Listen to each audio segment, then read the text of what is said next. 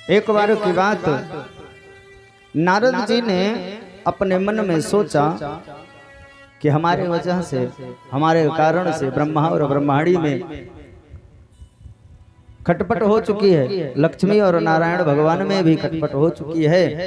तो चलो आज कैलाश पर्वत चलते हैं। नारद जी आज कैलाश पर्वत की ओर जाते हैं और कैलाश पर्वत पर जब गए तो भोले बाबा तो भगवान के भजन में, राम जी के भजन में मस्त हैं। सीधा इनका प्रवेश हो जाता है कुटिया के अंदर, और जब कुटिया के अंदर पहुंचे तो वहां पर परम्बाम्बा भगवती माता पार्वती विराजमान है। माता पार्वती के चरणों में प्रणाम किया नारद जी ने, और प्रणाम करने के बाद में माता पार्वती जल लेकर के आई, जलपान कराया, संत नारद का सम्मान किया। क्यों? क्योंकि माता पार्वती संत नारद को अपना गुरु मानती हैं।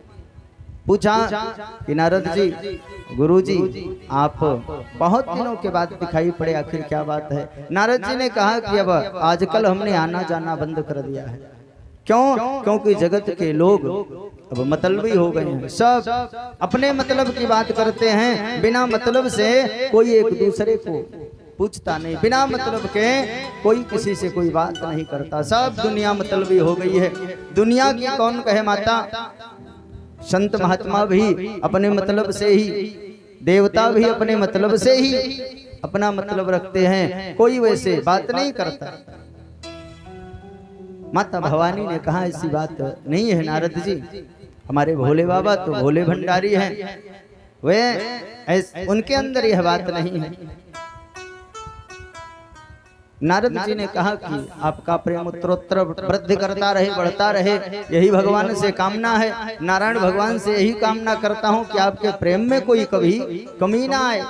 लेकिन माँ, आपसे अगर भोले बाबा बहुत प्रेम करते हैं और आपसे कोई बात नहीं छुपाते, तो आपको यह भी बताया होगा कि जो भोले बाबा अपने गले में मुंडों की माला हमेशा लटकाए रहते हैं, उन मुंडों की माला में किसके मुंड लगे हुए हैं? माता पार्वती ने कहा कि कभी ऐसी चर्चा तो हुई नहीं।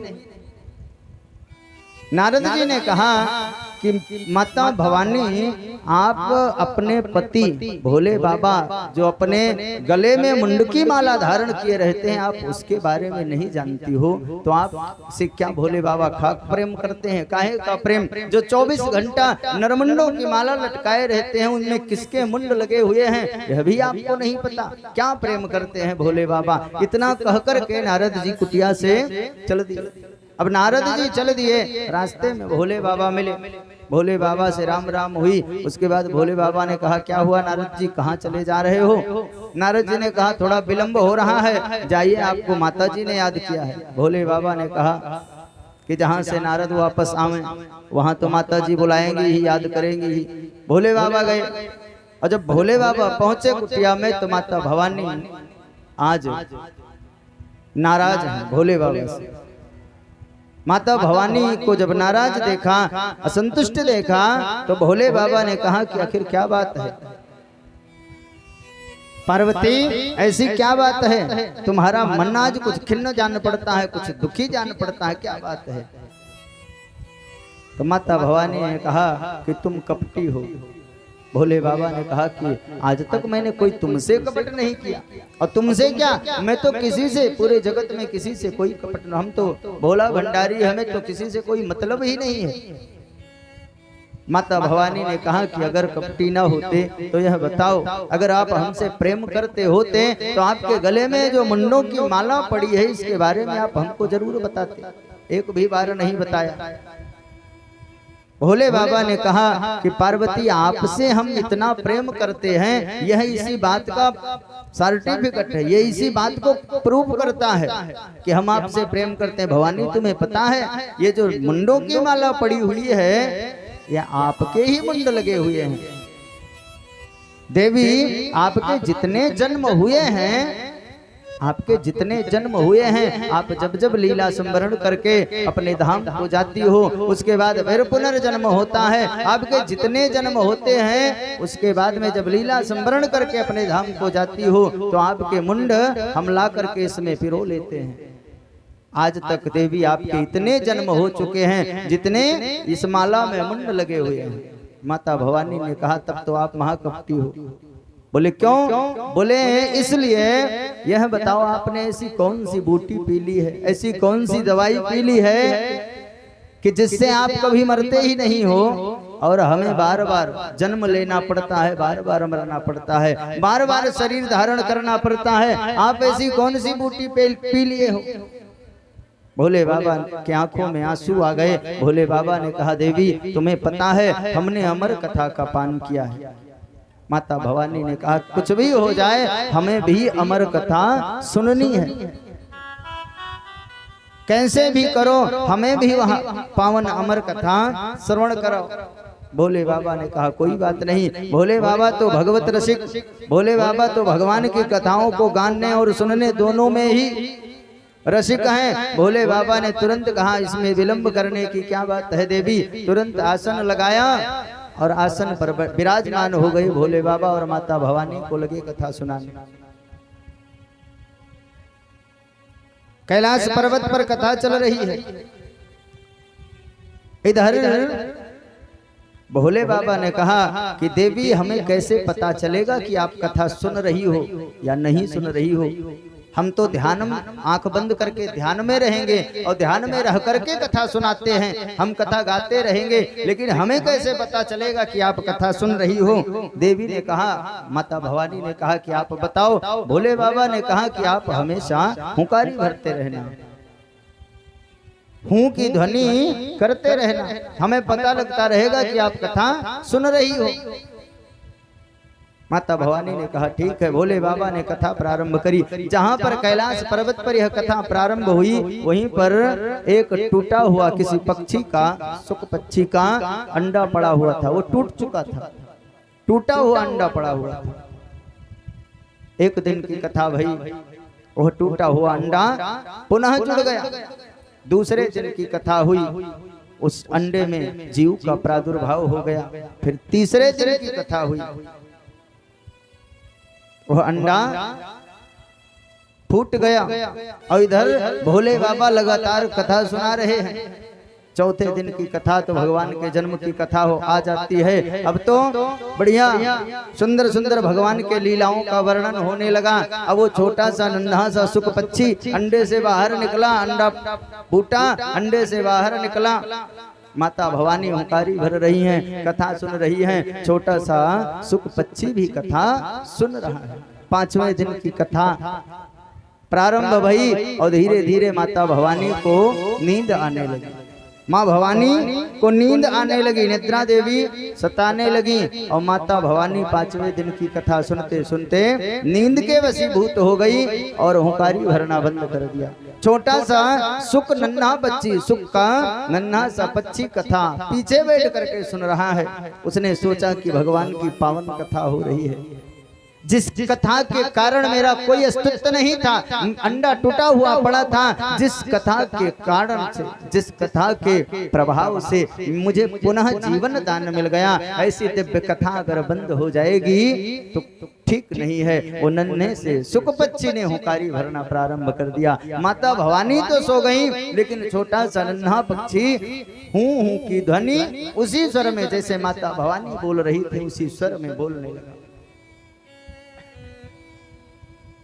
छठे दिन की कथा हुई, सातवें दिन विराम दिवस की कथा हुई और सातवें दिन की जब कथा हुई संपूर्ण हो गई तो भोले बाबा ने जोर से कहा बोलिए कृष्ण कन्हैया लाल की जय हो, बोलिए बांके बिहारी सरकार की जय हो, श्रीमद् भागवत महापुराण की जय हो। जैसे ही जयकारा लगाया, अब जैसे जोर से जयकारा लगा तुरंत माता भवानी की नींद खुली। माता भवानी ने कहा हाँ भगवान यह बताओ उद्धव जी को जब कन्हैया वृंदावन भेज रहे थे उसके बाद क्या हुआ। भोले बाबा ने कहा कि पूरी भागवत पूर्ण हो गई, अभी तुम उद्धव प्रसंग पर लटकी हो, अभी तुम्हें उद्धव प्रसंग से आगे नहीं बढ़ी तुम। माता भवानी ने कहा मुझे तो नींद आ गई थी। भोले बाबा ने कहा आखिर हुंकारी कौन भर रहा था। इतने में देखा कि पार्वती मैया के पीछे, व्यास मंच के पीछे नन्हा सा सुख पक्षी खेल रहा है। कथा इसने सुनी, कोई बात नहीं है, कथा सुनना चाहिए, कथा सुनना चाहिए, लेकिन नियम के विरुद्ध सुनी, नियम के विरुद्ध कथा नहीं सुननी चाहिए। व्यास मंच के पीछे बैठ करके नहीं कथा सुननी चाहिए। बहुत लोग कहते हैं महाराज बड़ी बढ़िया कथा कहते हो, हम बिस्तर से ही सुन लेते हैं, ये नियम के विरुद्ध है, यह शास्त्रोक्त नहीं है। नियम के विरुद्ध बैठ करके सुख पक्षी ने कथा सुनी, अथवा भगवान की इसी लीला के माध्यम से भोले बाबा आज यहाँ पर लीला करने जा रहे हैं।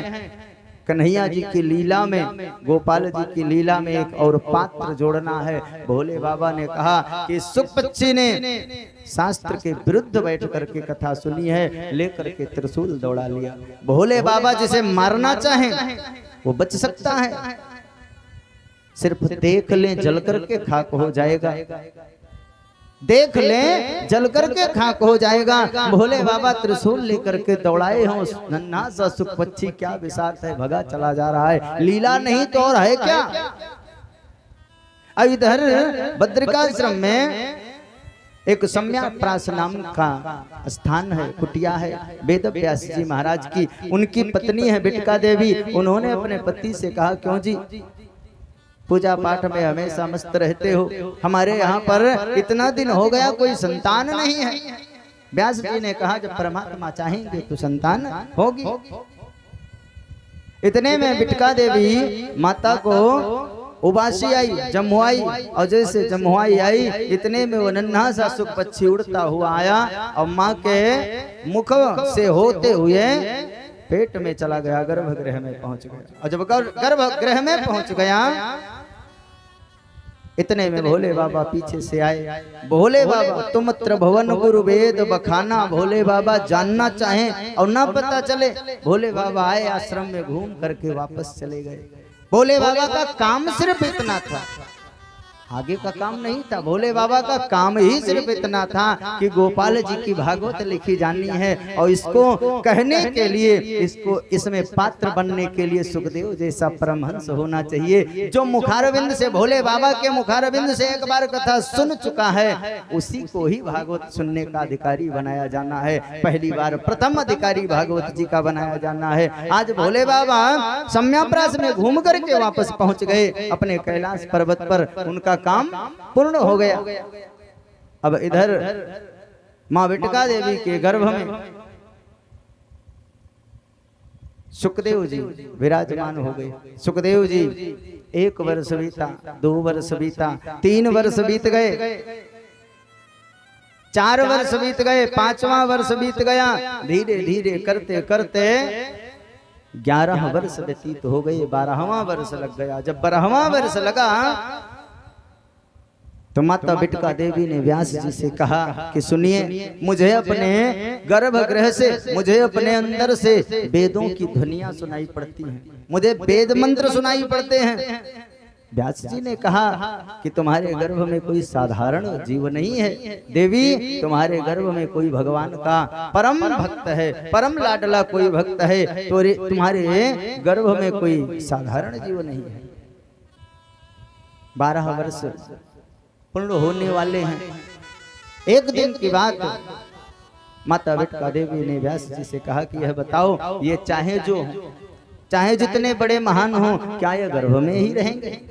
व्यास जी ने कहा कि चलो निवेदन करते हैं। व्यास जी ने कहा कि आप कोई भी हो, चाहे जैसे हो, जो भी हो, आपको गर्भ से बाहर आना चाहिए। क्यों? क्योंकि आपकी माता श्री को बहुत कष्ट है। 12 वर्ष हो गया, आप कब तक गर्भ में रहोगे? अंदर से मानो आवाज आई कि मैं बाहर नहीं निकलूंगा। क्यों? क्योंकि बाहर विष्णु की माया बाहर निकलते ही जीव को ग्रसित कर लेती है, इसलिए मैं बाहर नहीं आऊंगा। गर्भगृह में विष्णु भगवान की माया का प्रभाव नहीं रहता है। विष्णु की माया गर्भ के बाहर आते ही मुझे पकड़ लेगी, इसलिए मैं नहीं आऊंगा। कोई उपाय? बोले अगर नारायण आकर के कहें, भगवान स्वयं आकर के कहें, तब मैं मान सकता हूं। और सच बात है, जब कोई ऐसा जीव नहीं है जो जब तक हम गर्भ में उल्टे लटके थे तब तक रोज कहते थे नारायण इस गर्भ योनि से बाहर करो, सिर्फ आपका भजन करेंगे। और बाहर निकलते ही कहाँ कहा कहाँ कहा कहाँ कहा, जो कहा जहाँ कहा वहां कहा, यहाँ कुछ नहीं कहा। माया के प्रभाव से थोड़ा सा बड़े हुए, घर वाले बताने लगते हैं ये तुम्हारे पापा हैं, ये तुम्हारे चाचा हैं, ये तुम्हारे ताऊ हैं, इतने का बिस्कुट मिलता है, इतने की टॉफी मिलती है, ऐसे एप्पल होता है, आज से अनार होता है। ये सब चीजें हमें बताई जाती हैं। पूरे जीवन काम करो भैया, घर चलाना है, रिश्तेदारी करो, रिश्तेदारी निभानी है। लेकिन मरने के बाद में एक जब मर जाता है आदमी, ये पंच भौतिक शरीर छूट जाता है, जीव चला जाता है, जब सिर्फ यह मिट्टी बचती है तो चार लोग उठाते हैं और जो कान के पास लगा रहता है, लगे रहते हैं दो लोग, वे कहते हैं राम नाम सत्य है। आखिरी में बताया जाता है कि राम नाम सत्य है। पूरा जीवन तो बताया कि यह सत्य है, वह सत्य है, वह सत्य है। भैया ये तुम्हारे पापा असली है, ये चाचा सत्य है, ये सामान्य सत्य है, वो सामान्य सत्य है।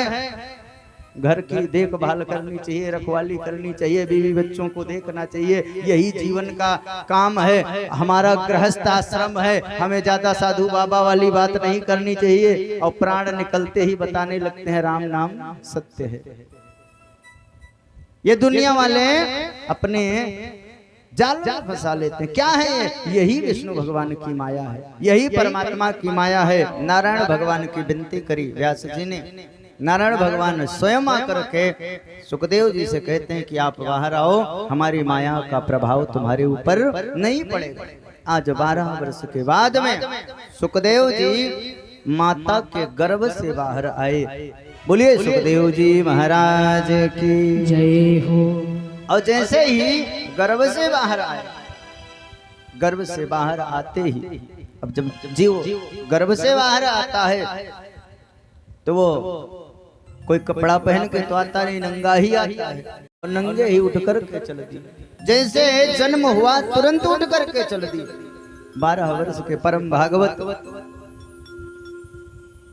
श्री सुखदेव जी जन्म लेते ही सन्यास की ओर, वन की ओर चल दिए। जिसके ऊपर माया का प्रभाव नहीं रहेगा वही तो सन्यासी हो सकता है, वही तो सन्यासी हो जाता है जिसके ऊपर भगवान की माया का प्रभाव नहीं रहता। जो जीवन मुक्त होते हैं वही तो संत होते हैं। संत कौन है? बोले संत जो हैं वो जीवन मुक्त हैं, जिन्हें अपने जीवन से भी कोई मतलब नहीं, अपना पिंडदान करके सन्यासी बनते हैं।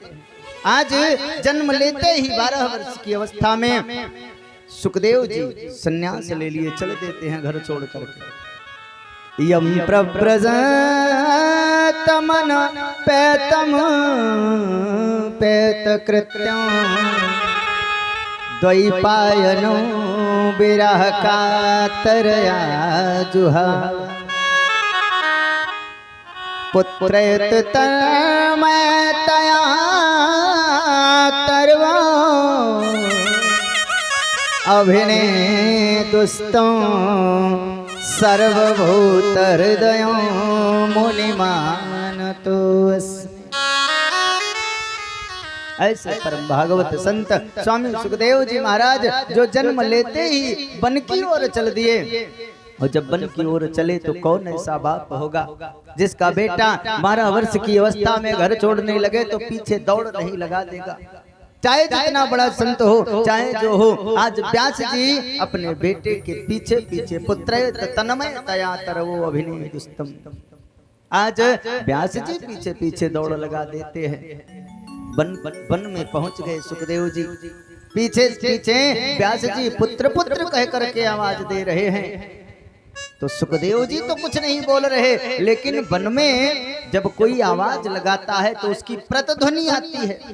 व्यास जी को ऐसा लगा मानो ये वृक्ष हमें चिढ़ा रहे हैं, वृक्ष हमसे हमारे बात का उत्तर दे रहे हैं।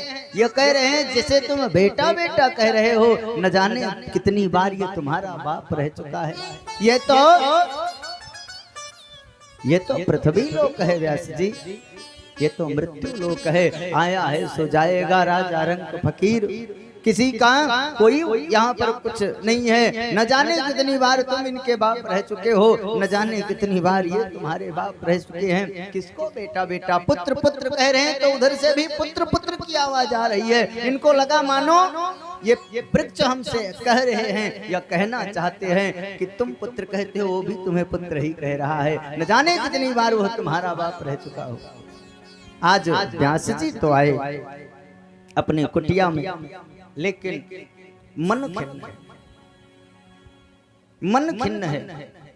अब मन खिन्न है तो व्यास जी ने क्या किया, जब जो संत होते हैं, महापुरुष होते हैं, वे जब मन खिन्न होता है तो कुछ ना कुछ कलम कापी उठा करके लिखना पढ़ना प्रारंभ कर देते हैं, या भगवत चर्चा प्रारंभ कर देते हैं, या किसी पुस्तक को पढ़ना प्रारंभ कर देते हैं। व्यास जी ने उठाई लेखनी और एक एक वेद लिखना प्रारंभ किया। एक वेद लिखा, उसके 4 विभाग बनाए। एक वेद लिखा और उसके 4 विभाग बनाए। ऋग्वेद, यजुर्वेद, सामवेद, अथर्ववेद, 1 से 4 वेद बना डाला। वेदों की भाषा अत्यंत क्लिष्ट है, कठिन है, बहुत कठिन है। वेद की भाषा समझ पाना अत्यंत कठिन है, सबके बस की बात नहीं है। इसलिए वेदों के ही आधार पर उन्होंने 17 पुराणों की रचना कर डाली, उपनिषद लिख डाले और 17 पुराणों की रचना कर तो डाली। लेकिन अभी भी व्यास जी के मन को संतुष्टि नहीं है कि अभी तक मैंने जीव के उत्थान के लिए, मानव कल्याण के लिए मानव अभी कुछ नहीं किया है। ऐसा व्यास जी के मन में बात आती है। नारद जी आ गए। नारद जी आए। नारद जी जब व्यास जी की कुटिया में समय अपराध समय आए तो नारद जी ने देखा कि व्यास जी दुखी है, कष्ट में है। शायद इनका बेटा चला गया इसलिए दुखी है। पूछा दुख का कारण तो उन्होंने कहा, ये नहीं बताया कि हमारा बेटा चला गया इसलिए दुखी हूं। व्यास जी ने कहा कि नारद जी मैंने 4 वेद लिख डाले, मैंने धीरे धीरे स्नेह स्नेह करके 17 पुराण लिख डाले, लेकिन मुझे अभी भी यह प्रतीत होता है, यह आभास होता है कि मैंने मानव के कल्याण के लिए, जीव के उत्थान के लिए अभी तक कुछ नहीं किया। न जाने क्यों ऐसा लगता है। नारद जी ने कहा बस इतनी सी बात है। बोले हाँ। बोले हमारे पिता श्री ब्रह्मा जी को विष्णु भगवान ने 4 श्लोक दिए थे। व्यास जी क्या आपको पता है, जब इस धराधाम में कुछ नहीं था, सब जल ही जल था, जल ही जल था।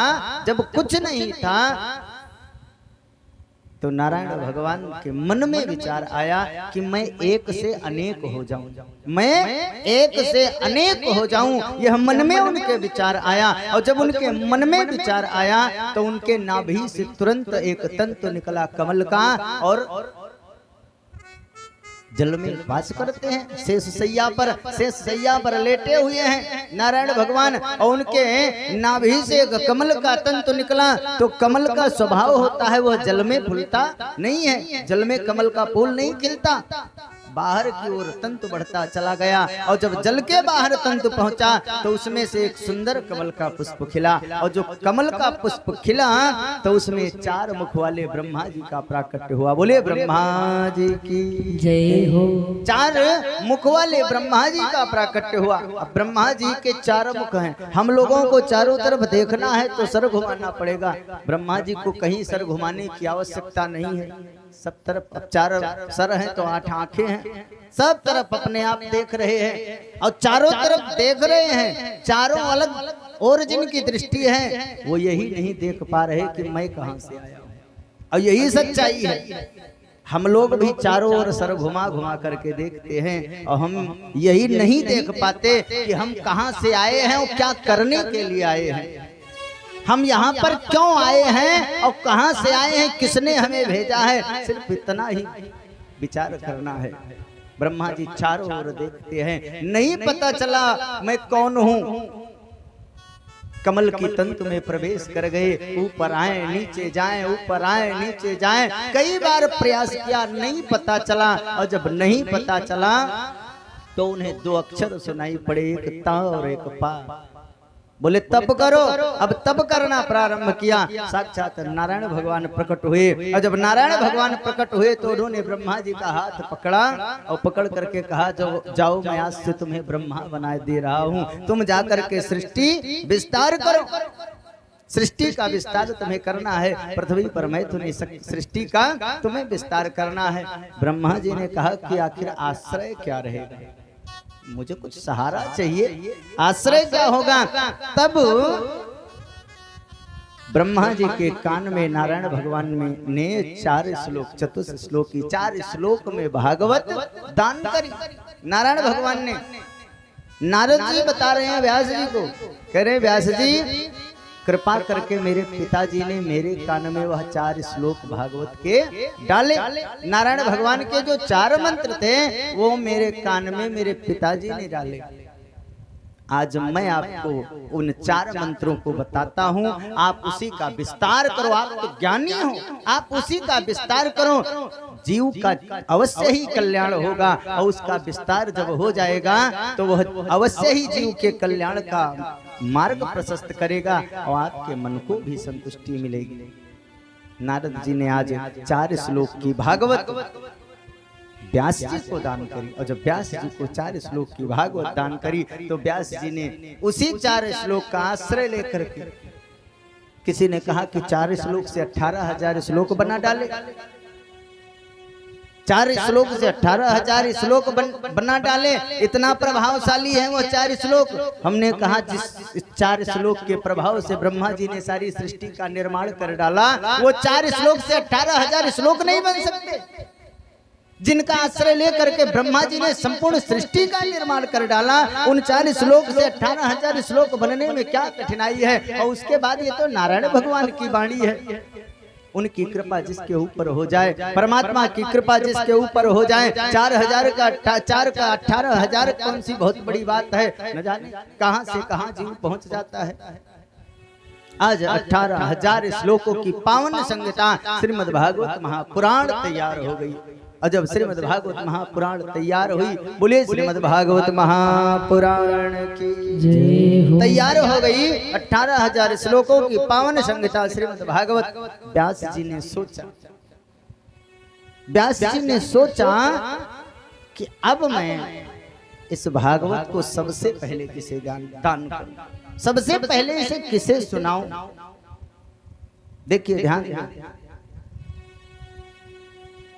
हमेशा कोई अच्छी चीज होती है, कोई अच्छी चीज होती है तो आदमी, कोई भी जीव हो तो अपने परिवार को देता है। कोई भी अच्छी चीज है अपने घर वालों को देता है, या जो सबसे प्रिय होता है उसको वह चीज ला करके देता है।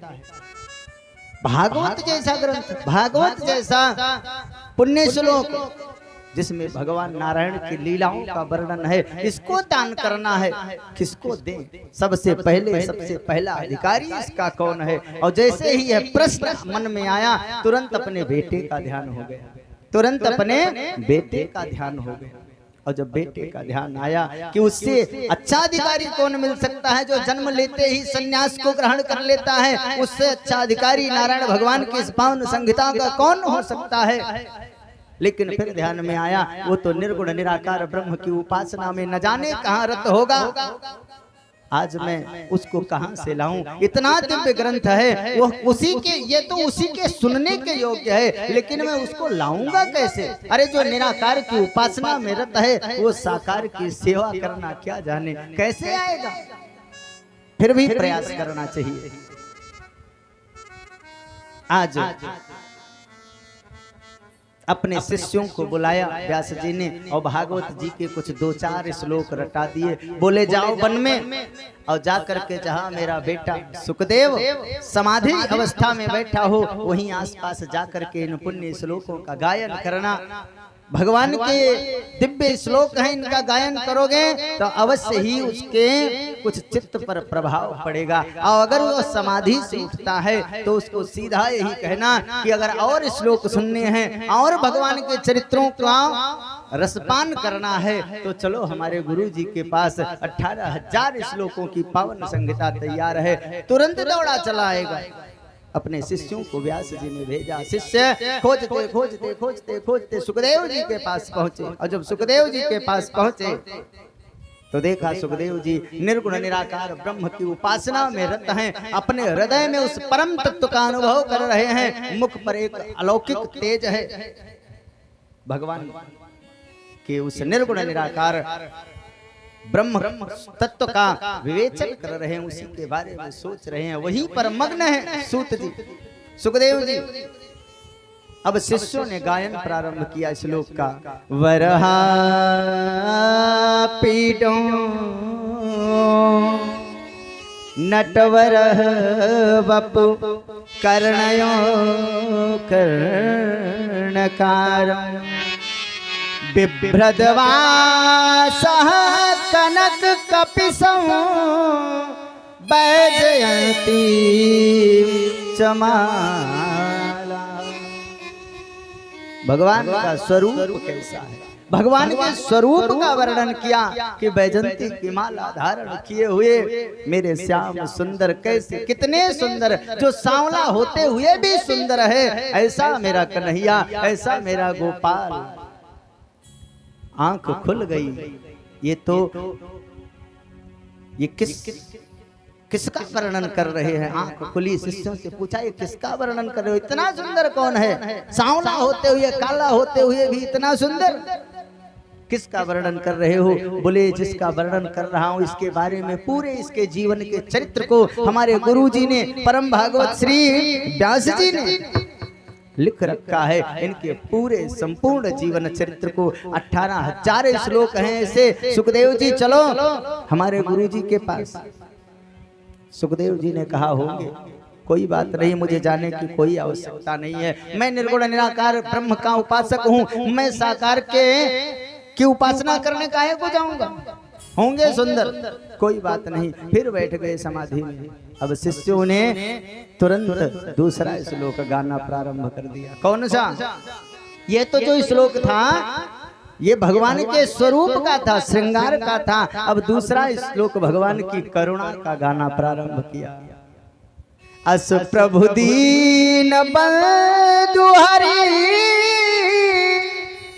कारण रहित दयाल, तुलसीदास सठताहि भज छाड़ी कपट जंजाल। ऐसे परमात्मा जो बिना कारण के कृपा करने वाले हैं, जैसे राम जी ने बिना कारण के अहिल्या पर कृपा कर दी।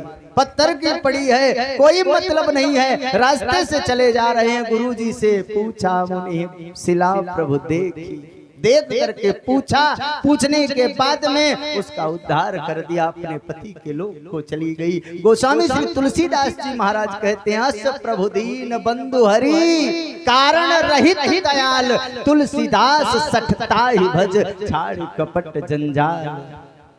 व्यास जी के शिष्यों ने कहा कि अहो बकिया अस्तन काल कूटो, जिंघासया पाय यदाप्यसाध्वे, लेभे गत्यों धातृचितां ततो अयं कं वा दयालु शरणं व्रजेमा, कं वा दयालु शरणं व्रजेमा। अरे देखो तो सही पूतना, अहो बकीयम स्तन कालकूटम, देखो तो सही पूतना स्तन में कालकूट जहर लगा करके आई कन्हैया को मार देने के लिए। न जन्म सही है, जन्म से राक्षसी, कर्म से बालकों की हत्या करने वाली बाल हत्यारिणी गोपाल जी को जो जहर पिला करके स्तन के द्वारा मार देना चाहती है, ऐसी पूतना को मेरे गोपाल जी ने जब गति प्रदान की तो कैसी गति प्रदान की। लेभे गत्यों धातृचिता ततो अयं, अरे कं वा दयालु शरणं व्रजेमा। कितने दयालु है मेरे भगवान, जो गति माता यशोदा को, माता देवकी को बाद में मिली, वो गति पर आज पूतना पहले पहुंच गई। सुखदेव जी इस श्लोक को सुने और उठ करके खड़े हो गए। बोले कहाँ है तुम्हारे गुरु जी? इतने दयालु परमात्मा कहाँ है? ऐसे दयालु परमात्मा, इनके बारे में मैं और सुनना चाहता हूँ, इनके बारे में मैं और जानना चाहता हूँ। सुखदेव जी के आज व्यास जी के शिष्यों ने कहा चलो हमारे गुरु जी के पास आए हैं। गुरु जी के पास यानी व्यास जी के पास आते ही प्रणाम किया, कहा मुझे उन नारायण के पावन चरित्रों को मुझे भी सुनाओ, मैं सुनने की इच्छा से आया हुआ हूँ। अब वेदों का अध्ययन, पुराणों का अध्ययन दिगंबर नहीं कर सकता। अभी तक सुखदेव जी अवधूत अवस्था में घूम रहे हैं, अभी तक वस्त्र नहीं पहने थे। आज व्यास जी की आंखों में आंसू हैं। व्यास जी सोच रहे हैं कि जो मेरा बेटा जन्म लेते ही सन्यास को चला गया था, वाह रे कन्हैया, वाह रे कन्हैया की कृपा, वाह रे कृष्ण भगवान की भागवत, वाह रे पावन संहिता कि जिसका एक श्लोक सुन करके मेरा बेटा आज जो सन्यास को धारण करके घर छोड़ करके चला गया था, वो इस भागवत के एक श्लोक को सुन करके वापस आ गया। आज आंखों से आंसुओं की धारा निकल रही है। कौपीन वस्त्र लिया और अपने बेटे सुखदेव जी को पहनाया और जनक जी के पास भेजा उनकी परीक्षा के लिए। परीक्षा हो गई, परीक्षा में पास हुए। सुखदेव जी आए और 18,000 श्लोकों की पावन संहिता सनह सनह करके व्यास जी ने अपने पुत्र स्वामी श्री सुखदेव जी को दान कर दी। बोलिए सुखदेव जी महाराज की, बोलिए व्यास जी महाराज की जय हो।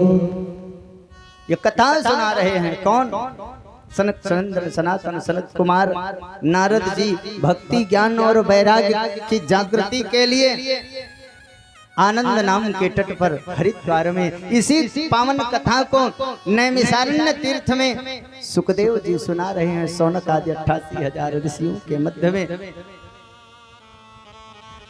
सूत जी ने कहा, सौनक आदि ऋषियों, ये जो भागवत व्यास जी ने अपने पुत्र सुखदेव को सुनाई, समय आने पर कालांतर में इसी भागवत को जब परीक्षित को श्राप लगा, जब परीक्षित को श्राप लगा, तब परीक्षित को स्वामी सुखदेव जी ने सुनाई।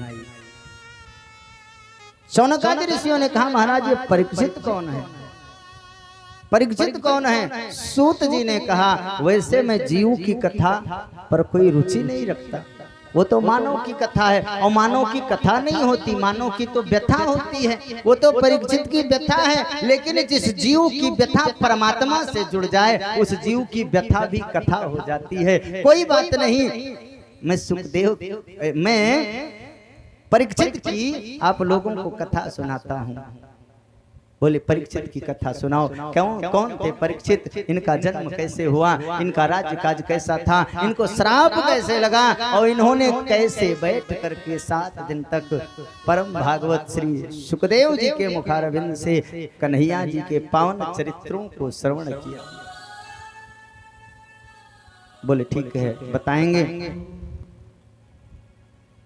आज कथा सुनाना प्रारंभ किए श्री सूत जी कि परीक्षित का जन्म कैसे हुआ। बोले सुनो संतों, सौनक आदि ऋषियों से कहते हैं कि संतों, महाभारत का युद्ध चल रहा था, बिल्कुल अंतिम पड़ाव पर कौरव पांडवों का यह युद्ध था। कुरुक्षेत्र में यह युद्ध हो रहा था, युद्ध का बिल्कुल अंतिम समय, अंतिम पड़ाव।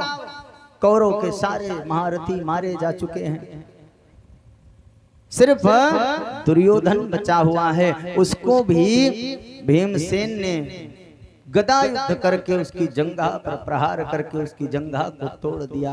अब मरे कि तब मरे, सरोवर के किनारे पड़ा कराह रहा है। अब मर जाए कि तब मर जाए, कोई भरोसा नहीं है। इतने में उसके पास उसका मित्र आता है अश्वत्थामा। अश्वत्थामा जब आया तो देखा कि दुर्योधन पड़ा कराह रहा है। अश्वत्थामा ने कहा, मित्र मैंने तुम्हारा वह वैभव देखा है, तुम वही दुर्योधन हो जिसने अपने मित्र को एक राज्य दान कर दिया, अंग प्रदेश ही अंग देश ही दान कर दिया। मित्र कर्ण को मैंने तुम्हारा वह वैभव देखा है, मैंने तुम्हारी वो शान शौकत देखी है, मैं आज तुम्हें इस हालात में देखता हूं तो मेरे आंखों से आंसुओं की धार निकलती है। मित्र ये तो किस्मत की बात है, महाभारत का इतना भीषण युद्ध हुआ, आपको पराजय मिली, पांडव जीत गए, लेकिन मैं आपका मित्र होने के नाते आपसे पूछना चाहता हूं कि यह बताओ, मैं चाहता हूं कि तुम प्रसन्नता की मुद्रा में मरो, खुश होकर के मरो, ऐसे कराहते हुए ना मरो। मैं चाहता हूं, जानना चाहता हूं आपसे कि यह बताओ ऐसा मैं क्या कर दूं, ऐसी मैं कौन सी युक्ति लगाऊं, ऐसा मैं क्या उपाय कर दूं कि तुम प्रसन्न हो जाओ आज आखिरी समय। दुर्योधन ने कहा कि मित्र मुझे इस बात का जरा सा भी दुख नहीं है कि इतना बड़ा महाभारत हुआ और इतने महारथी मार दिए गए। मित्र मुझे इस बात का भी जरा सा दुख नहीं है कि मेरे 99 भाई मार दिए गए। मित्र मुझे इस बात का भी जरा सा दुख नहीं है कि भीष्म पितामह आज भी सरसैया पर पड़े हुए हैं। मित्र मुझे इस बात का जरा सा भी अफसोस नहीं है कि कर्ण जैसा भाई जैसा मेरा मित्र वह भी मार दिया गया, वीरगति को प्राप्त हो गया। तुम्हारे पिताजी वीरगति को प्राप्त हो गए, मुझे इन सब बातों का तनिक भी अफसोस नहीं है। फिर काहे की चिंता क्यों करा रहे हो, किस चीज की चिंता कर रहे हो? बोले चिंता मुझे सिर्फ इतनी है कि मैं मेरे 99 भाई युद्ध में मार दिए गए, 100 भाई था मैं, 99 युद्ध में मार दिए गए। मैं अब मर जाऊं कि तब मर जाऊं इसका भी कोई भरोसा नहीं है। अभी नहीं तो थोड़ी देर बाद मर जाऊंगा। लेकिन मित्र मेरे जो दुश्मन थे, मेरे जो बैरी थे, सिर्फ 5 भाई, सिर्फ 5 भाई, और 5 में से एक का भी बाल बांका नहीं हुआ। मित्र मुझे दुख सिर्फ इस बात का है, और कोई दुख नहीं है। दुख है तो सिर्फ इस बात का है कि जो मेरे शत्रु थे वो सिर्फ 5 भाई थे, 5 के 5 जीवित, एक का भी बाल बांका नहीं कर पाए हम लोग। इतनी बड़ी कौरवों की सेना किसी का बाल बांका नहीं कर पाई। अश्वत्थामा ने कहा मित्र मैं प्रयास करूंगा, मैं जा रहा हूं और किसी न किसी पांडवों को मार करके आऊंगा और तुम्हारे पास उसका प्रूफ लेकर के आऊंगा, एक उदाहरण देने के लिए, तुम्हें दिखाने के लिए, तुम्हें विश्वास दिलाने के लिए कोई न कोई सबूत लेकर के जरूर आऊंगा। आज अश्वत्थामा चलता है, मन में सोचता है कि सामने से पांडवों से जीत नहीं सकता, पीछे से रात्रि में अंधेरे में चोरी से मारूंगा, बेईमानी से मारूंगा। लेकिन परमात्मा को कुछ और मंजूर था। सारे पांडव आज विजय की रात है, 18 दिन तक सोए ही नहीं थे, जगे ही जगे थे। रात और रात को योजना बनती थी, दिन भर युद्ध होता था। कौन इस भीषण युद्ध में, इस भीषण युद्ध की आग में कौन सोएगा? कोई नहीं सो रहा था। आज 18 दिन के बाद, आज 18वीं रात है, सारे पांडव सो रहे हैं और कृष्ण भगवान सबके पांडव सो रहे हैं और सिरहाने के पर कृष्ण भगवान स्वयं पैदल चल रहे हैं। अचानक से अर्जुन की आंख खुली। अर्जुन ने कहा कन्हैया तुम सोए नहीं? कन्हैया ने कहा कि यह बताओ क्या तुम्हें नींद आ रही है? अर्जुन ने कहा कि श्याम सुंदर, अरे जिसके सिरहाने पर मुरली वाला खड़ा हो, जिसके सिरहाने पर गोपाल खड़ा हो, वो भी नहीं सोएगा तो सोएगा कौन? कौन सोएगा? मुझे नींद नहीं आएगी तो दुनिया का कौन सा जीव सोएगा? मैं तो आपके भरोसे सो रहा हूँ। मैंने सौंप दिया इस जीवन का सब भार तुम्हारे हाथों में। उद्धार पतन अब मेरा है, सरकार तुम्हारे हाथों में। कन्हैया ने कहा मुझे लगता है कि तुम्हें यहाँ नहीं सोना चाहिए, चलो। कहाँ चलें? बोले चलो आज विजय की रात्रि है, कहीं और चलते हैं। कन्हैया 5 पांडवों को उठाए और लेकर के शिविर से बाहर चले गए। शिविर में द्रौपदी माता के 5 पांडवों के द्वारा उत्पन्न 5 बालक, जो देखने में पांडवों के ही सरीखे लगते थे, वो यहाँ करके उस पांडव की सैया पर शिविर में उसी में लेट गए। सोने लगे। ये तो इधर सोने लगे और उधर उनको लेकर के चले गए। भगवान जाको राखे साइया मार सके ना को, बाल नवा का कर सके चाहे जग बैरी हो, कोई नहीं मार सकता। अब इधर अश्वत्थामा आता है और पांडवों के शिविर में पांडवों के द्वारा उत्पन्न द्रौपदी माता के 5 बेटे सैया पर लेटे हुए हैं। पांडवों को तो भगवान लेकर के चले गए और इधर से चुपके से रात्रि में आता है, धारदार हथियार से कृपाण से लेकर के 5 पांडवों के बेटों का सर धड़ से अलग करता है और उनको दुर्योधन को दिखाना है कि मैं लेकर के सबूत आया हूँ। सबूत के तौर पर 5 पांडवों के बालकों के सिर को लेकर के चला जाता है, मार करके लेकर के पहुंचा।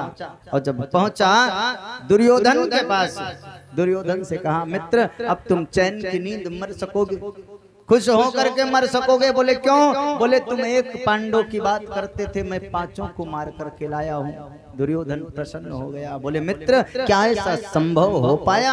बोले हाँ, मैं दिखाने के लिए सबूत के तौर पर तुम्हारे पास ये 5 के सर लेकर के आया हूँ। 5 के सर को जैसे ही थैले से नीचे पलटा और नीचे ही 5 के सर जैसे गिरे।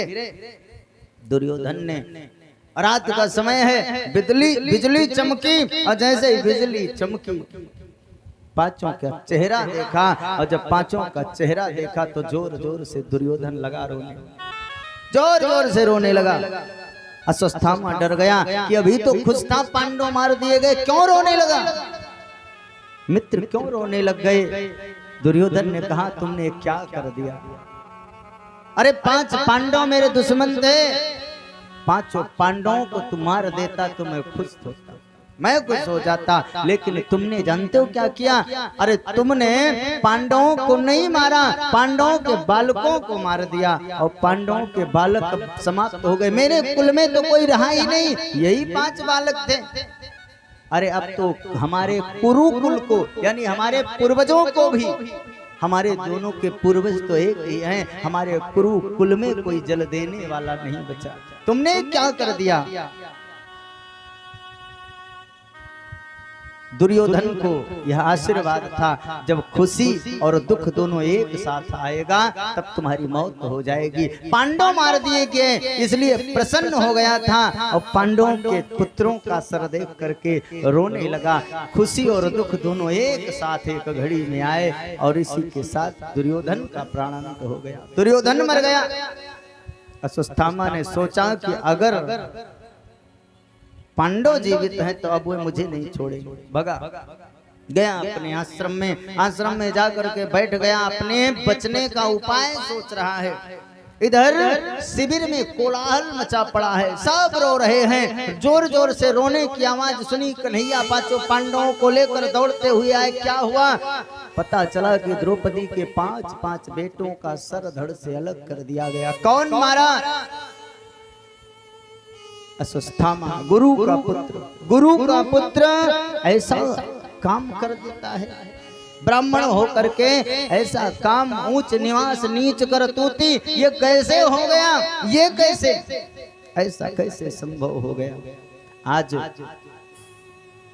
अर्जुन ने गांडीव उठा करके प्रतिज्ञा कर ली कि द्रौपदी तुम्हारे 5 बेटों को जिसने मारा है उसको मैं पकड़ करके लाऊंगा। तुम जैसा कहोगे, जैसा तुम आदेश दोगी, जिस प्रकार से तुम कहोगी उस प्रकार से उसको मारूंगा। अग्नि में जला करके मार दूं, पृथ्वी में गाड़ करके उसका गला, उस गले तक मिट्टी चढ़ा करके उसका गला काट दिया जाए। जैसा तुम कहोगी उसी तरह से उसको मौत दी जाएगी। गांडीव उठा करके प्रतिज्ञा कर ली। भीमसेन ने गदा उठाई, बोले हो सकता है तुम अपना वचन ना निभा पाओ, अगर तुम नहीं मारोगे तो मैं अवश्य मार दूंगा। 5 पांडवों ने प्रतिज्ञा कर डाली, अब मार दिया जाएगा। कन्हैया को की तरफ इशारा किया अर्जुन ने, और अर्जुन को बैठा करके गोपाल जी रथ को लेकर के चल दिए। और जब गोपाल रथ को लेकर के चले, जैसे ही अश्वत्थामा को पता चला कि अर्जुन गांडीव लेकर के गोपाल जी सारथी बने हैं और रथ हमारे आश्रम की ओर आ रहा है, दौड़ा चला, अब जान बचना मुश्किल है, अब बचा नहीं जा सकता। तो उसने ब्रह्म विद्या का प्रयोग कर लिया, ब्रह्मास्त्र छोड़ दिया। और जब ब्रह्मास्त्र छोड़ा तो ब्रह्मास्त्र के तेज से अर्जुन का शरीर जलने लगा। और अर्जुन का जब शरीर ब्रह्मास्त्र के तेज से जलने लगा, तब अर्जुन ने कहा कि कृष्ण कृष्ण महाबाहो भक्तानाम भयंकरः त्वमेको दह्यमाना मपवगो असि संश्रिता।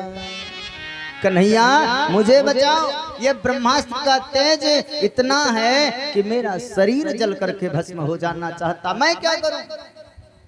कन्हैया ने कहा कि कभी कभी लोहे को लोहे से काटा जाता है, कांटे से कांटे को निकाला जाता है। अर्जुन ये ब्रह्मास्त्र है, इसका उपाय और कोई नहीं, तुम्हारे पास भी तो ब्रह्मास्त्र है, तुम भी चला दो। ब्रह्मास्त्र अर्जुन ने भी चला दिया। अब ब्रह्मास्त्र विफल नहीं हो सकता, ब्रह्मास्त्र आगे को बढ़ गया। ब्रह्मास्त्र टकरा जाए तो पृथ्वी पर सृष्टि का विनाश हो जाए, पृथ्वी पर जितने मानव सृष्टि है सब विनाश हो जाता। ब्रह्मा जी बीच में आकर के खड़े हो गए। दोनों से कहा गया कि अपना अपना ब्रह्मास्त्र वापस कर लो। अर्जुन ने तो अपना ब्रह्मास्त्र वापस कर लिया, लेकिन अश्वत्थामा ने कहा कि मैं वापस नहीं कर सकता। क्यों? क्योंकि यह विद्या ही मुझे नहीं आती, वापस करना मैं नहीं जानता। बोले फिर? बोले मैं इसकी दिशा बदल सकता हूँ, इसकी दिशा मैं घुमा सकता हूँ। बोले घुमा दो। आज अश्वत्थामा ने उसकी दिशा में परिवर्तन किया। अब वह ब्रह्मास्त्र ब्रह्मांड में ब्रह्ममंड इस भूमंडल पर चक्कर लगाने लगा। और उसके बाद में अर्जुन गए हैं दौड़ करके, अश्वत्थामा के केस को पकड़ करके लाए हैं, रथ में पीछे डाल दिया और रस्सियों से जकड़ के बांध दिया।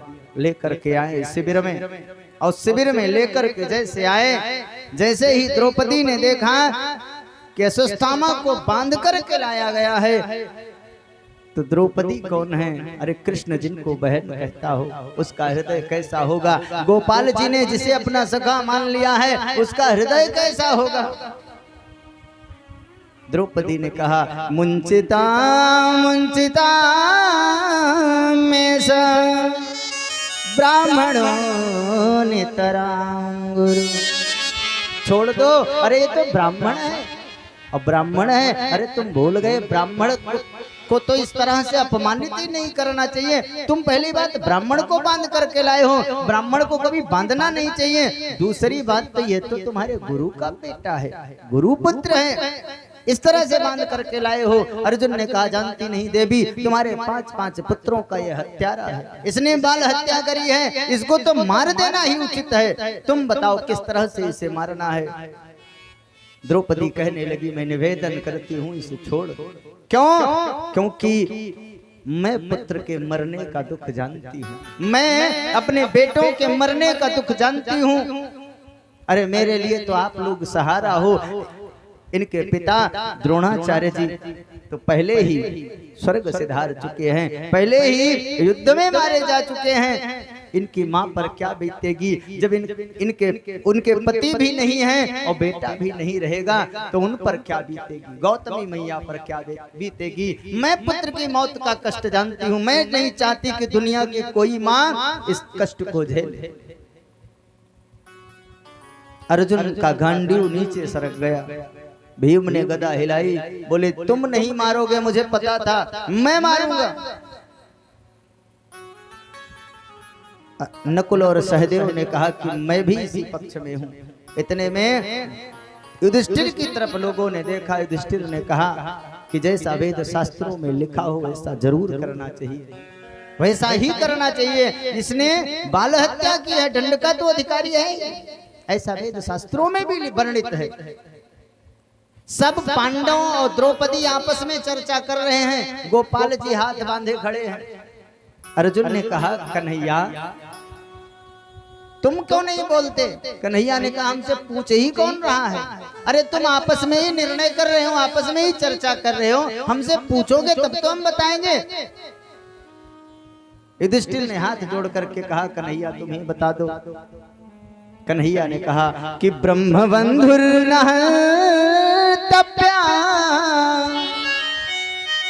ब्राह्मण को मारना नहीं चाहिए, ब्राह्मण को नहीं मारना चाहिए। फिर न मारे इसको, पहले सुनो पूरी बात। ब्रह्म बंधुर आतताई वधारण मयैव भयमान्नातं परिपालनशासन। शास्त्रों में वर्णित है, तुमने शास्त्रों की बात की है, ये शास्त्रों में वर्णित है युधिष्ठिर जी कि ब्राह्मण को मारना नहीं चाहिए चाहे जैसा हो। दूसरी बात, जो बाल हत्यारा है उसे छोड़ना नहीं चाहिए। भीमसेन ने कहा, भीम भैया ने कहा तुम्हारे जैसे ऐसे 2-4 न्यायाधीश और हो जाएं तो अदालत में हो चुका फैसला। अरे ब्राह्मण है मारना नहीं है, बाल हत्यारा है छोड़ना नहीं है, आखिर करना क्या है? मारा भी ना जाए और छोड़ा भी ना जाए। बात क्या कर रहे हो कन्हैया, कैसे बात फंसा रहे हो?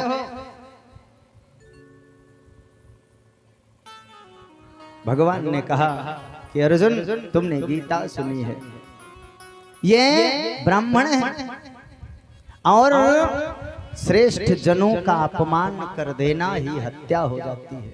श्रेष्ठ जनों का, सम्मानित जनों का, सम्मानित लोगों का अपमान कर देना हत्या के बराबर है। जितनी बार उस अपमान के बारे में सोचेगा उतनी मौत मरेगा। अरे ये ब्राह्मण है, इसको मारना नहीं चाहिए, इसे अपमानित करके छोड़ दो। आज भीमसेन ने अश्वत्थामा के मस्तक से चमचमाती हुई मणि को निकाल लिया, आधा सिर आधा मूछ दाढ़ी मुड़ा करके और धक्का मार करके निकाल दिया। अश्वत्थामा को सोचना चाहिए था कि मैंने मृत्यु दंड वाला काम किया, लेकिन पांडवों ने मुझे मृत्यु दंड नहीं दिया, छोड़ दिया। सोचना चाहिए था, लेकिन अश्वत्थामा आज बदले की आग में जलने लगा। कुछ भी हो जाए मैं पांडवों से बदला लूंगा, इसके कुल में कोई पानी देने के लायक नहीं छोड़ूंगा। इतने में सोचता है, इतने में सोचता है कि पानी देने वाला बचा ही कौन है? आखिर कौन बचा है जिसको मैं मारूंगा? इतने में ध्यान में आया कि युद्ध के समय में अभिमन्यु जब मारा गया था तो किसी ने कहा था कि अभिमन्यु की पत्नी उत्तरा गर्भवती है, अब तो उसका गर्भ परिपूर्ण होने वाला है, अब तो उसके गर्भ में बालक उसके गर्भ से बाहर आने वाला है, जन्म लेने वाला है। तो जो बालक जन्म लेने वाला है उसको ही क्यों ना समाप्त कर दिया जाए, उसे ही मार दिया जाए। आज दोबारा से उसी ब्रह्मास्त्र की दिशा, जो वायुमंडल में चक्कर काट रहा है, उसी ब्रह्मास्त्र की दिशा को परिवर्तित कर दिया है। दिशा परिवर्तित करने का मंत्र जानता था, उसकी दिशा को परिवर्तित किया। किधर? माता उत्तरा के गर्भ की तरफ। इधर गोपाल जी पांडवों से कह रहे हैं भैया तुम्हारा युद्ध परिपूर्ण हो गया, अब मुझे अपने द्वारिका की याद आ रही है, मुझे अपनी द्वारिका जाना चाहिए। सब 5 पांडव आंखों में आंसू भरे, माता कुंती आंखों में आंसू भरे, द्रौपदी सुभद्रा अपनी आंखों में आंसू भरे।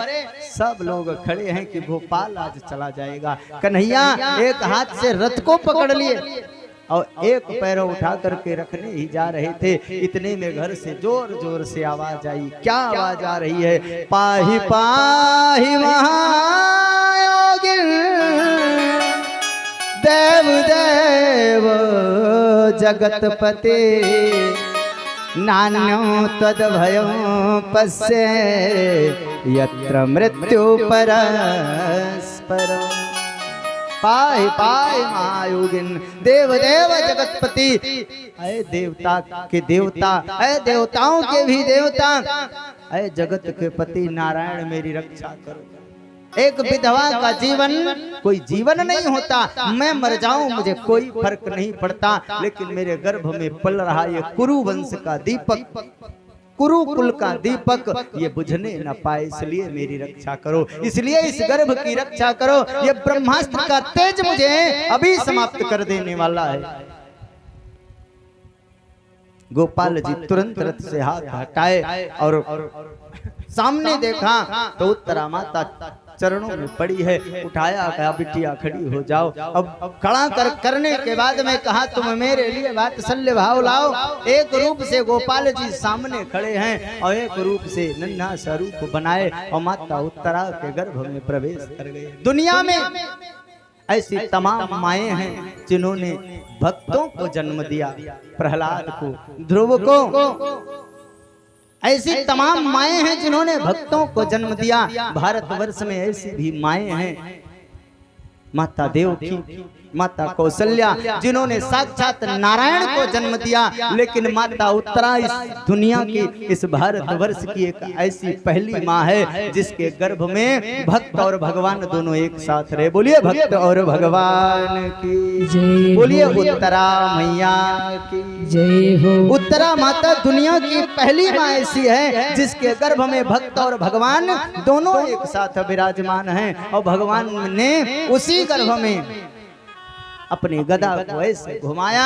परीक्षित को तो लग रहा है कि चक्र चल रहा है, गत आत चक्र, गदा घुमा रहे हैं। परीक्षित नन्हे से अभी तक ब्रह्मास्त्र के तेज से डरे हुए थे, ब्रह्मास्त्र उन्हें नष्ट करने वाला था। इतने में भगवान स्वयं पहुंच गए और गदा जोर से घुमाई, ब्रह्मास्त्र विफल हो गया। विफल होकर के वापस चला गया। और इधर सामने एक रूप से खड़े पूछ रहे हैं बिटिया अब कैसा महसूस हो रहा है, अब क्या बात है, अब तो ठीक हो, अब स्वस्थ महसूस कर रही हो। माता उत्तरा ने कहा कि आपकी कृपा है। कौन कौन जान रहा है? माता उत्तरा जान रही हैं और कन्हैया जी जान रहे हैं, और कोई इस लीला को जान भी नहीं रहा है। एक और जान गया, कौन? जैसे भक्त की चालाकी भगवान के आगे नहीं चलती, जीवों की चालाकी भगवान के आगे नहीं चलती, वैसे ही कभी कभी भगवान की भी चालाकी भक्तों के आगे नहीं चल पाती। ऐसे कभी कभी जिस प्रकार से हमारी चालाकी भगवान के आगे काहे को चलेगी, भगवान सब कुछ जानने वाले हैं, लेकिन कभी कभी भगवान की भी चालाकी भक्तों के आगे चल नहीं पाती। राम जी ने बाली को मार दिया, बाली पड़ा है, बाली जमीन पर पड़ा है। तमाम प्रकार से प्रश्नोत्तर होते हैं, क्यों मार दिया मुझे, मैं वैरी सुग्रीव प्यारा नाथ मोहि कही कारण मारा, क्यों मार दिया मुझको। तमाम प्रकार के प्रश्नोत्तर हुए। बार बार उसे पापी कहे जा रहे हैं, तुमने पाप किया, तुम पापी हो इसलिए तुम्हें मारा, पापी को मार देना कोई पाप नहीं होता इसलिए तुम्हें मारा।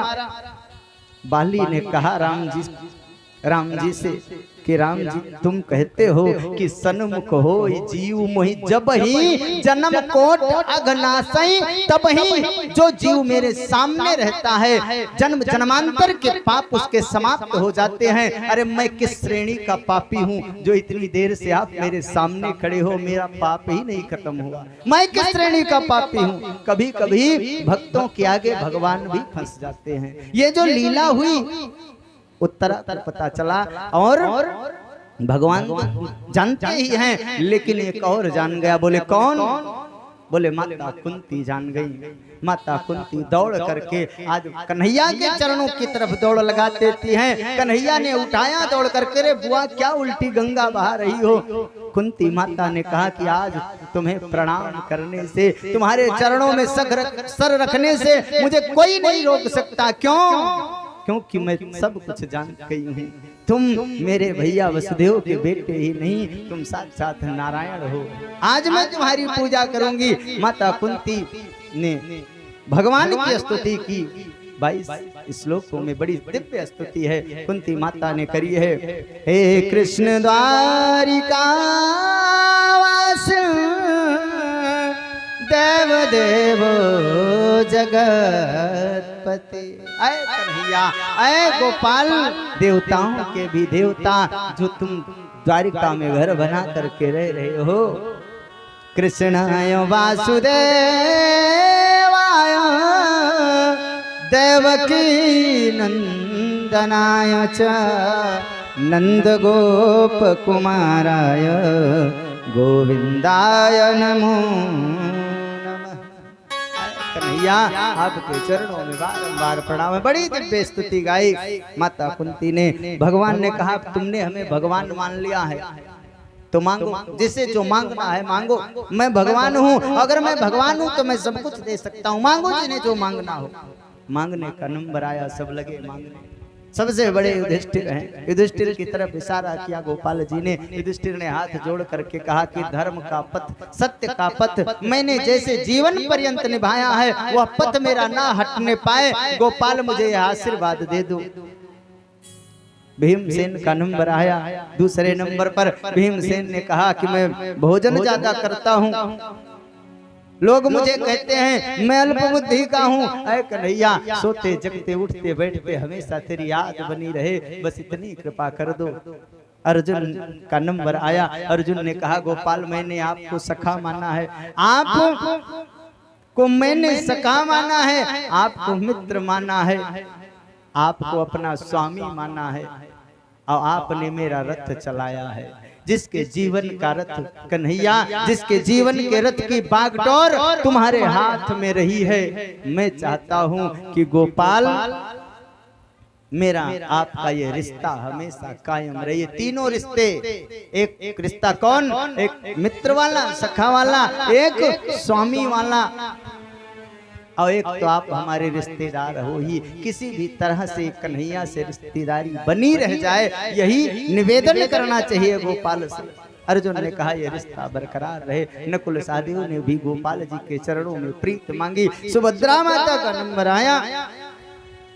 सुभद्रा ने कहा कि भैया मेरा मन रूपी जो पक्षी है, मेरा ये जो पक्षी है, जीव रूपी पक्षी जो मेरा मन है, जो जीव है, ये जाकर के आपके चरणों में, आपके चरणों के पिंजरों में जाकर के अभी कैद हो जाए। क्यों? क्योंकि बार बार इसे इधर उधर भटकने की आदत पड़ी है। अभी जाकर के यह कैद हो जाए ताकि जन्म मरण का भटकना समाप्त हो जाए। द्रौपदी ने कहा कि हमारा आपका जो रिश्ता है वह रिश्ता भाई बहन का सखा भाव बरकरार रहे। माता कुंती का नंबर आया। माता कुंती से कन्हैया ने कहा बुआ अब तुम मांग लो जो मांगना है। माता कुंती ने कहा कि कन्हैया आंचल फैलाया, क्या दे सकते हो? बोले सब कुछ दे सकता हूँ, जो मांगना है मांग लो। माता कुंती ने आंचल फैलाया और आंचल फैला करके कहा कन्हैया मुझे दुख दे दो, मुझे कष्ट दे दो, अगर कुछ देना चाहते हो तो मुझे दुख दे दो। गोपाल जी की आंखों से आंसुओं की धारा निकल पड़ी। कन्हैया ने कहा माँ अरे बुआ मैंने तुम्हें अपने जीवन में कभी सुखी देखा ही नहीं। अरे तुम्हारे यहाँ सुख आया कब? अरे अब जाकर के सुख करने का, अब जाकर के तुम्हें शांत रहने का समय आया। तो आज तेरे बेटे भारतवर्ष के सम्राट बन गए। आज तुम्हारा बेटा भारतवर्ष का सम्राट बना। अब तुम सुख चैन की नींद सो सकती थी, तो आज भी तुम दुख मांग रही हो।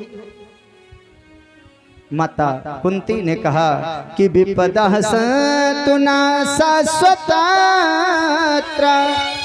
तत्र तत्र जगत गुरु भवतो दर्शनम यत्साद पुनर्भव दर्शनम। विपदा संतु न विपदा। कन्हैया विपदा विपदा नहीं होती, सुख सुख नहीं होता, दुख दुख नहीं होता। सुख क्या है और दुख क्या है? कन्हैया वही सबसे बड़ा दुख है जब आप हमारे नजरों के सामने से हट जाओ, आपकी याद ना आए। जीवन में सबसे खराब समय वही है। और आपकी याद बनी रहे, सबसे अच्छा समय वही है। कन्हैया आपकी याद कब आती है? अरे जब दुख आते हैं तभी तो तुम याद आते हो। मैंने अपने जीवन में अनुभव किया, जब जब मेरे ऊपर कष्ट आए तब तब मैंने आपको याद किया और तब तब तुम हमारे पास खड़े मिले। मैं चाहती हूँ कन्हैया तुम मेरे हमेशा पास खड़े रहो। मैं इसीलिए आपसे आंचल फैला करके दुख मांगती हूँ कि मेरे ऊपर दुख आते रहेंगे और मैं तुम्हें याद करती रहूंगी। बलिहारी वा दुख की जामे राम कहा है। मैं आप ये चाहती हूँ कि आप मेरे ऊपर दुख ही दुख आता रहे, मैं आपकी याद अहरनिश करती रहूं और आप हमारे नजरों के सामने खड़े रहो। आज सारे रोने लगे, जितने थे सब रोने लगे। सबको समझाया कन्हैया ने, युधिष्ठिर को समझाया। समझाने के बाद में अब समझा रहे हैं युधिष्ठिर को। एक बात बताएं, जैसे यही कथा कोई 60 वर्ष का महात्मा कह रहा होता, दाढ़ी मूछ बड़ी बड़ी होती, जिसके बारे में हम चैनल पर देखते हैं, जिनके बारे में दूर दूर से सुनते हैं, इसी कथा को कह रहा होता तो भाव दूसरा जागृत हो जाता है। फलाने महाराज आए हैं, फलाने महाराज आए, टेलीविजन पर आवत है। इसी बात को हमारे गुरुजी कहें तो हम कहें, गुरुजी कहें महाराज जी, व्यास जी महाराज, तो हमारे मन में यह भाव आता है। ये अपना नहीं, सबका मानव की प्रवृत्ति है। यह भाव आता है, अरे ये पंडित जी अपने गाँव वाले हों, ये तो हमारा ही बेटा है, अपना ही रिश्तेदार है। वो भाव नहीं जम पाता, वही भाव नहीं जम पाता। कन्हैया युधिष्ठिर को समझा रहे हैं, जिसने गीता का उल्लेख किया है, वो जो समय को स्थिर करने की क्षमता रखता है, जो संपूर्ण जगत का जन्मदाता है, सबका पालनहार है, सबका लय कर देने वाला है, इतना सामर्थ्यवान है, वो आज युधिष्ठिर को समझा रहा है, लेकिन उनके पल्ले नहीं पड़ रहा। कन्हैया ने सोचा इसी बात को अगर भीष्म पितामह समझाएं तो इनके समझ में आ जाएगा। पांचों पांडवों से कहा, द्रौपदी से कहा कि चलो आज भीष्म पितामह के पास चलते हैं। आज भीष्म पितामह के पास लेकर के चले, कौन? गोपाल जी। कन्हैया आज भीष्म पितामह के पास लेकर के चल दिए। पांचों पांडवों को चले जा रहे, आगे आगे कन्हैया, पीछे पांचों पांडव के पीछे द्रौपदी चली जा रही है। सरसैया पर पूरा शरीर बाणों से छिला पड़ा हुआ है। लेटा कौन है? भीष्म पितामह बाणों की सैया पर लेटे हुए हैं। दूर से देखा कि कन्हैया चले आ रहे हैं। भीष्म पितामह की आंखों से आंसुओं की धारा निकलने लगी। भीष्म पितामह ने जोर से चिल्ला करके कहा, अरे देखो तो सही, मेरे मौत को सुधारने के लिए गोपाल स्वयं चले आ रहे हैं। मेरे मौत को सुधारने के लिए स्वयं गोपाल चले आ रहे हैं। किसी ने कहा कि भीष्म पितामह सूर्य के उत्तरायण होने का इंतजार कर रहे थे। कोई इंतजार नहीं कर रहे थे, इसी बात का इंतजार कर रहे थे। अरे गोपाल हमारे सामने आ जाएं तो समझो यही उत्तरायण है। कन्हैया हमारे नजरों से, कन्हैया की याद हम भूल जाए कन्हैया को, वही दक्षिणायन है, और कन्हैया की याद बनी रहे, समझो नारायण उत्तरायण है। आज भीष्म पितामह को लगा मेरी मौत को सुधारने के लिए स्वयं गोपाल दौड़ा चला आ रहा है। आंखों से आंसुओं की धारा नहीं थम रही है। मन ही मन में प्रणाम किया। सामने स्वयं मुरली वाला खड़ा है, पीछे पांचों पांडव। कन्हैया ने कहा, भीष्म पितामह, ये तुम्हारे बेटे आज भारतवर्ष के सम्राट बन गए हैं, तुम्हारे चरणों में प्रणाम करने के लिए आए हैं। आज इनको कोई शिक्षा दे दो। भीष्म पितामह ने कहा कि तुम्हारे होते हुए मैं कौन शिक्षा देने वाला होता हूँ, मैं क्या शिक्षा दूं? कन्हैया ने कहा, नहीं, ये तुम्हारे वंश के हैं, तुम इन्हें शिक्षा दो, तुम इनके बुजुर्ग हो, तुम बताओगे तो ज्यादा इनके पल्ले पड़ेगा। मैंने तो जो बताना था बता दिया। आज भीष्म पितामह ने कहा कि दुनिया में मुझको पढ़ाई देने के लिए, सब कुछ जानते हुए तुम क्या नहीं जानते गोपाल, तुम क्या नहीं कर सकते, लेकिन आज मुझे बड़ाई देने के लिए, आज मुझसे इनको शिक्षा देने के लिए कहते हो तो जरूर दूंगा। आज शिक्षा दे रहे हैं, कहते हैं कि दान धर्मान राज धर्मान मोक्ष धर्मान विभाग सह। बेटा, राज का भी धर्म होता है, दान का भी धर्म होता है, और सब जितने धर्म हैं सबके अलग अलग विभाग हैं। सभी धर्मों का पालन करना चाहिए और राजा को तो अवश्य रूप से करना चाहिए। एक बात बताएं, अपने आंखों के सामने पाप होते हुए नहीं देखना चाहिए। ये राजा का धर्म है, एक क्षत्रिय का धर्म है, आंखों के सामने से पाप होते हुए नहीं देखना चाहिए। बेटा, शत्रु भी अगर चरण पकड़ ले तो उसे क्षमा कर देना चाहिए। क्षमा भी सबसे बड़ा धर्म है। इन बातों को भीष्म पितामह पांडवों को उपदेश दे रहे थे, इतने में द्रौपदी जोर से हंस पड़ी। जोर से जब हंसी तो भीष्म पितामह ने कहा, कुलीन स्त्रियां हंसा नहीं करती बिटिया, क्या बात है, क्यों हंसी हो, क्यों हंस रही हो? द्रौपदी आगे आकर के हाथ जोड़ करके कहती है, पितामह तुम्हें अंतिम समय में कष्ट देने का मेरा कोई मंतव्य नहीं है, लेकिन मैं इसलिए हंस पड़ी, क्यों? क्योंकि जो तुम कह रहे हो कि आंखों के सामने पाप होते हुए नहीं देखना चाहिए, तो उस दिन तुम्हारी आंखों को क्या हो गया था जब कौरवों की भरी सभा में दुशासन मेरे चीर को खींच रहा था, उस समय तुम्हारी आंखों में कौन सा मोतियाबिंद हो गया था? आज भीष्म पितामह की आंखों से आंसुओं की धारा निकलने लगी। भीष्म पितामह ने कहा, बिटिया, मैंने दुर्योधन का नमक खा रखा था, मैंने दुष्ट का नमक खाया था और दुष्ट का अन्न खाया था। जैसा अन्न खाओगे वैसी बुद्धि, वैसा विचार बदलेगा, उसी तरह विचार बनता चला जाएगा। बिटिया, मेरी बुद्धि भ्रष्ट हो गई थी, मेरा विचार भ्रष्ट हो गया था, मैंने दुर्योधन का दुष्ट अन्न दुष्ट नमक खाया हुआ था। आज मेरी बुद्धि शुद्ध हो गई। क्यों शुद्ध हो गई? क्योंकि उसके दुष्ट के द्वारा खिलाया हुआ अन्न का और नमक का एक एक कण मेरे शरीर से रक्त के रूप में बह करके निकल गया। अब मेरी बुद्धि शुद्ध है, इसलिए है उपदेश दे रहा हूं। पांचों पांडव और द्रौपदी एक साथ सर रख के प्रणाम करते हैं उनके चरणों में। और उसके बाद में आज भीष्म पितामह ने कहा कि तुम सब लोग अब आगे से हट जाओ, अब सिर्फ हमें कन्हैया को देखना है। कन्हैया की ओर देखना प्रारंभ किया। भीष्म पितामह ने सबकी तरफ से नजरों को हटाया और उसके बाद गोपाल से कहा, कन्हैया, मैं आपसे एक निवेदन करना चाहता हूँ। बोले कौन सा? बोले मेरी एक बिटिया है, ये मेरा अंतिम क्षण है, मैं निवेदन कर रहा हूँ कि मेरी एक बिटिया है, उसका विवाह मैं तुमसे कर दूं। अब सारे हतप्रभ जितने वहां पर खड़े थे सबने सोचा कि ये तो बाल ब्रह्मचारी हैं, ये इनकी काहे की बिटिया, इन्होंने तो ब्याह ही नहीं किया। कहा वो वाली बिटिया नहीं।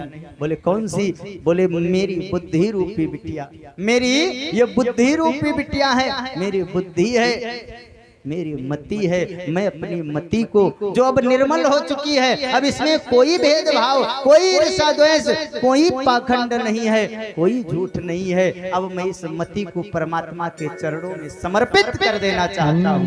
भगवान की प्यारी झांकी को अपने मन में बसाया और उसके बाद में अपने पंचभौतिक शरीर का त्याग कर दिया। किसने? भीष्म पितामह जी ने। इतमति रूप कल्पिता वितृष्णा भगवत शाश्वत पुंगवे विभुम् स्वसुखमुपगते क्वचित् दुहर्तुं प्रकृतमुपयुष्य यदभौ प्रवाह स्वनिगमपहाय मत प्रतिज्ञा धृतकर्मवप्लुतो रथस्य धृतरथ चरणाभ्य चलद्गुहर्यो अंतुमम्यं गतोत्तरीया। गोपाल जी के उस स्वरूप का दर्शन किया, उस स्वरूप को अपने मन में बसाया। कौन सा? जब कन्हैया ने प्रतिज्ञा की थी कि मैं महाभारत में शस्त्र ग्रहण नहीं करूंगा, और भीष्म पितामह ने भी प्रतिज्ञा कर ली थी कि मैं आज कन्हैया से अस्त्र ग्रहण करवा लूंगा। आज जो हरि सोना शस्त्र ग्रहण तौला जो गंगा जननी को शांतनु सुत न कहूं। आज जो हरि सोना शस्त्र ग्रहण। आज अगर कन्हैया से अस्त्र ना उठवा लिया तो मैं गंगा का पुत्र नहीं, मैं शांतनु बिहारी नहीं। वाह रे कन्हैया, एक भक्त की लाज रखने के लिए तुमने शस्त्र ग्रहण कर लिया। आज कन्हैया ने भीष्म पितामह की प्रतिज्ञा, एक भक्त की प्रतिज्ञा रखने के लिए अपनी प्रतिज्ञा तोड़ दी। अरे जब नारायण अपनी प्रतिज्ञा को तोड़ता है तो सृष्टि में प्रलय आ जाती है। कन्हैया ने जब रथ का टूटा हुआ पहिया उठाया, पृथ्वी में कंपन होने लगी। अरे गोपाल, तुम नारायण हो, तुम अपनी प्रतिज्ञा तोड़ रहे हो।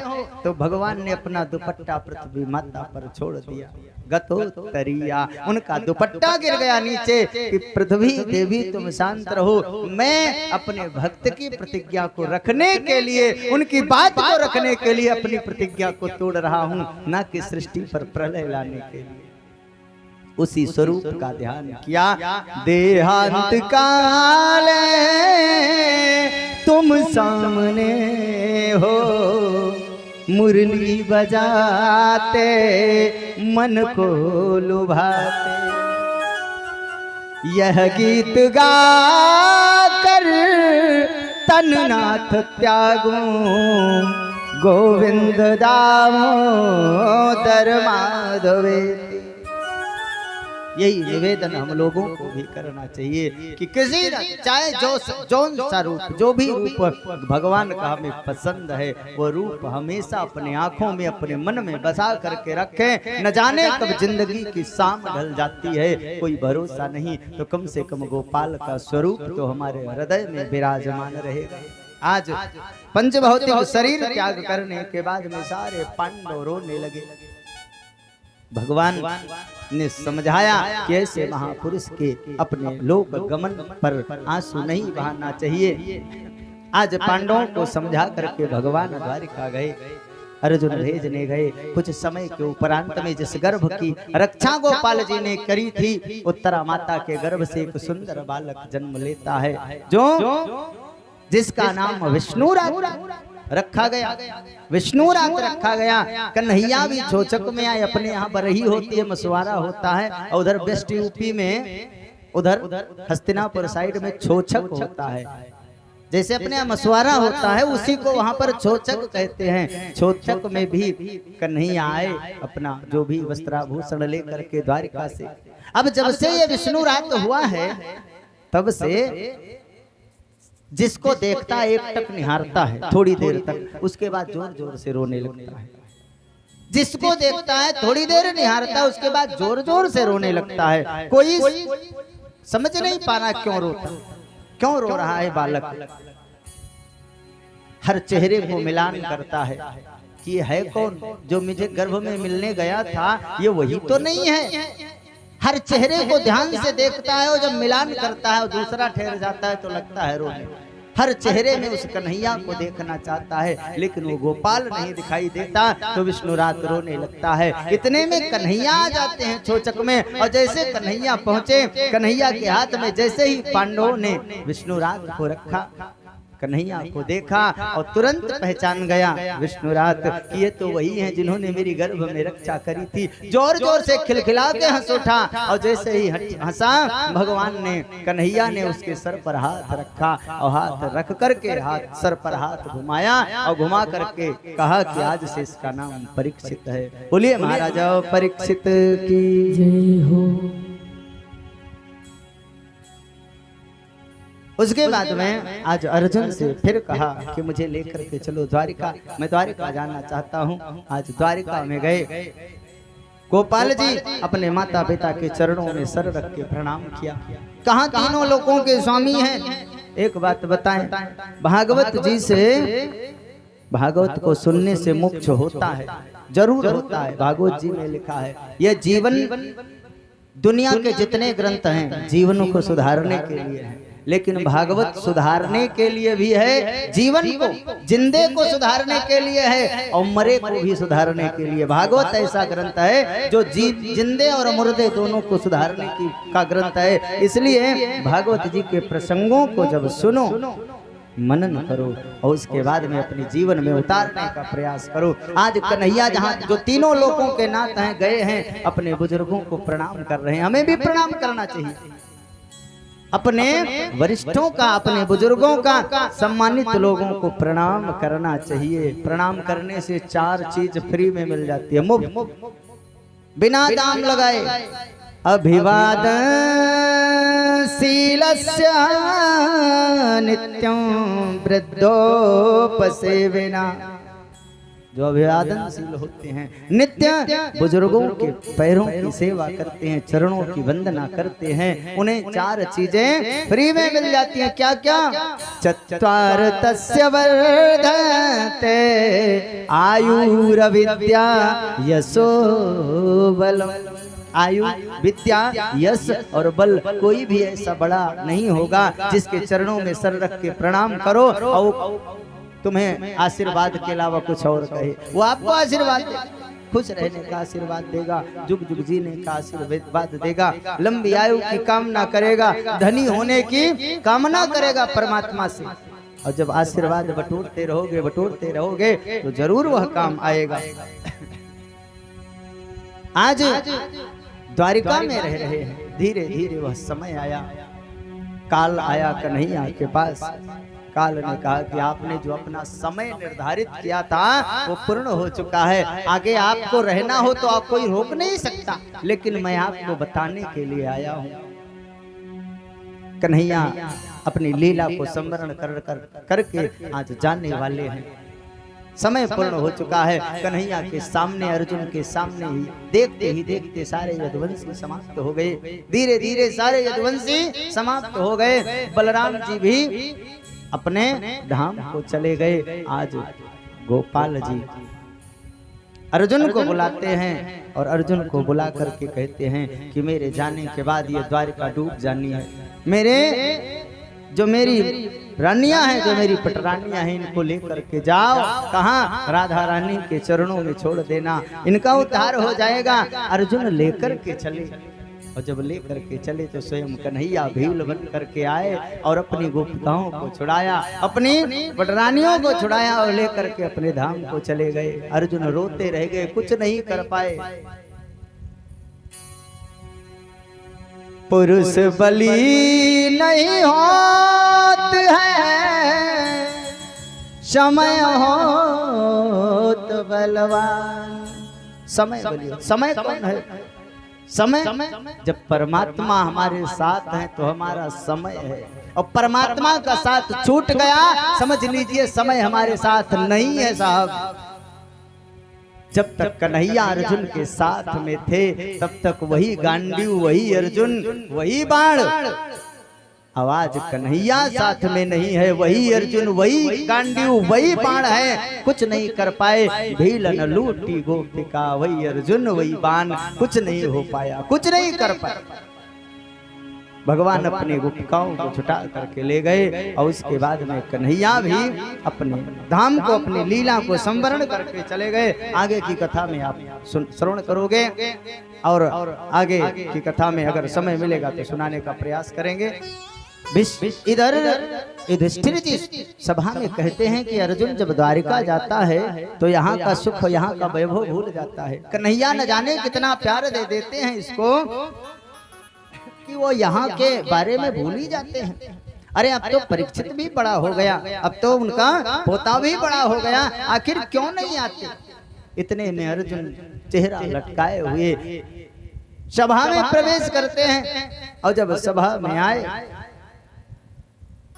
जब सभा में पहुंचे अर्जुन, तो अर्जुन ने देखा, अर्जुन को देखा युधिष्ठिर जी ने कि चेहरा लटका हुआ है, और जब लटके हुए चेहरे को देखा तो कहा आखिर क्या बात है अर्जुन, क्यों रो रहे हो, क्यों तुम्हारा चेहरा लटका हुआ है, तुम्हारे चेहरे का तेज कहाँ चला गया, कहाँ समाप्त हो गया। सावधान अर्जुन, व्यक्ति के चेहरे का तेज नष्ट होने का 3 कारण है। बोले कौन सा? बोले पहला अगम्या स्त्री के संग गमन कर लेना, कहीं तुमसे ऐसा पाप तो नहीं हो गया, गाय का वध अगर गलती से भी हो जाए कहीं तुमसे ऐसा पाप तो नहीं हो गया।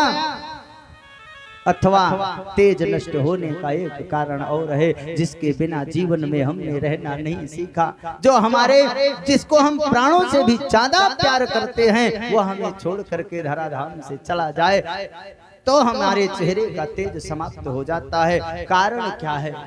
और इतना सुनते ही अर्जुन पृथ्वी पर गिरे और जोर जोर से रोने लगे। वंचितो अहं महाराज हरिणा बंधुरूपिणा एन मे अप्रहितं तेजो देव विस्मापनो महत्। भैया हमें छोड़ गए यदुराई, भैया हमें कन्हैया छोड़ करके चले गए, जिनकी कृपा से हम थे जीवित, थे पितु मातु गुरु भाई, भैया हमें छोड़ गए अधूराई। जिनकी कृपा से सब रण जीते, सारे युद्धों को जीत लिया, युद्ध की इच्छा रख के साक्षात शंकर भगवान आए, उनको भी हमने युद्ध में संतुष्ट कर दिया। जिनकी कृपा से सब रण जीते, युद्ध में विजय दिलाई, भैया हमें छोड़ गए अधूरा। ऐसे ऐसे श्याम सुंदर हमें छोड़ करके चले गए, कन्हैया मुझे छोड़ करके चले गए। इधर सभा में अर्जुन इस बात को कह रहे थे। इस बात को जब कह रहे थे तो यह आवाज कहीं जा करके माता कुंती के कानों में पड़ी, और जैसे ही माता कुंती के कानों में यह शब्द सुनाई पड़ा कि गोपाल धरती माता को छोड़ करके अपने धाम को अपनी लीला संवरण करके चला गया है, दौड़ी दौड़ी आई सभा में कि क्या यह सच है। और जब सभा में आई तो देखा दृश्य, पता चला कि यह सच बात है। तुरंत ही पृथ्वी पर धड़ाम से गिरी और अपना पंच भौतिक शरीर त्याग दिया। माता कुंती ने अपना शरीर छोड़ दिया। जिस प्रकार चक्रवर्ती सम्राट महाराज दशरथ राम जी के वियोग में राम जी के वन से न लौटने के कारण 6 बार राम राम राम राम कह करके अपने पंच भौतिक शरीर का त्याग कर देते हैं, उसी प्रकार जैसे ही माता कुंती ने सुना कि गोपाल अपनी लीला को स्मरण करके इस धराधाम को छोड़ करके जा चुके हैं, तुरंत ही अपने पंच भौतिक शरीर का त्याग कर दिया। बोलिए भक्त और भगवान की जय हो। पांडवों ने सोचा, पांडवों ने सोचा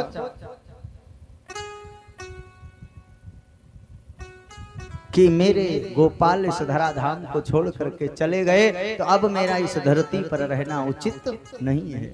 छोटे से परीक्षित को बुलाया और बुला करके आनन फानन में उन्हें सिंहासन पर बैठाया। परीक्षित को वही उपदेश दे रहे हैं। कौन सा?